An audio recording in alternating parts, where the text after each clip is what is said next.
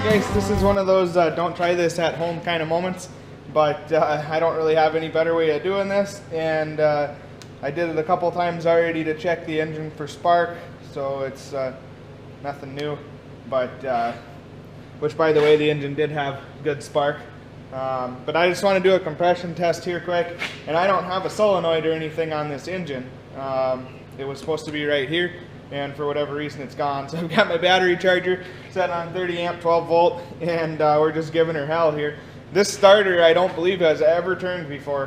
When I was a kid we had this engine on a go-kart, and all it ever had was pull start. So this could, when I was doing my spark test, that was probably the first time this starter's ever turned over. But I'm going to go ahead and run a compression test here quick. Like I said, this is not the right way to do this. Don't do it at home, but it's really all I got right now. So we're going to go ahead and do a compression test quick.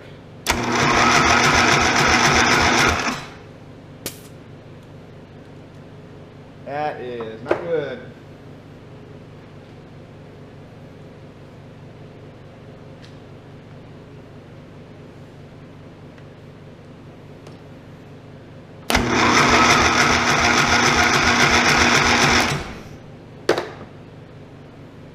I got no compression out of this side of the engine whatsoever.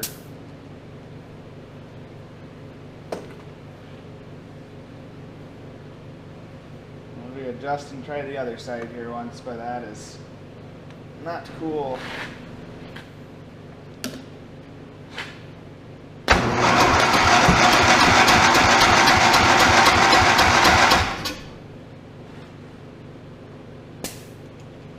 Got 75 on this side.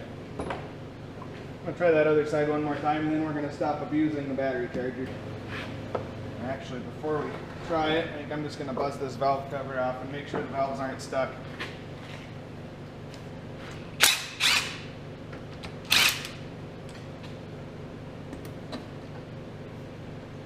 No, we don't have a stuck valve.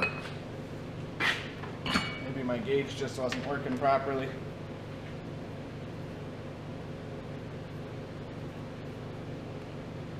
Oh, there it is right there. You got a push rod that's not... The valve lash was set incorrectly, or we gotta tap it, that's not moving.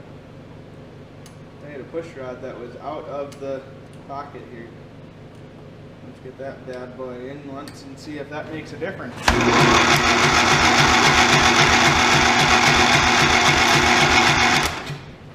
Still got no compression on this side. That is not so cool. Well, that once again leads us to decision time.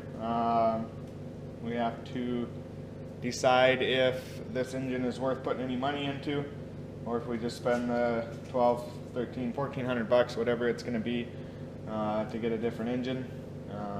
I've got no compression on one side.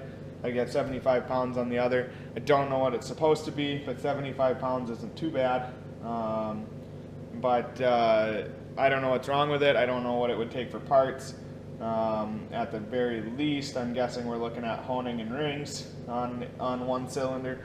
And if you're going to do one, you might as well do the other. So I'm going to have to do some research on the parts side and see if this is even worth doing any work to. And we'll go from there. So thanks for watching, guys. Please leave a like, share, subscribe, and check back for more.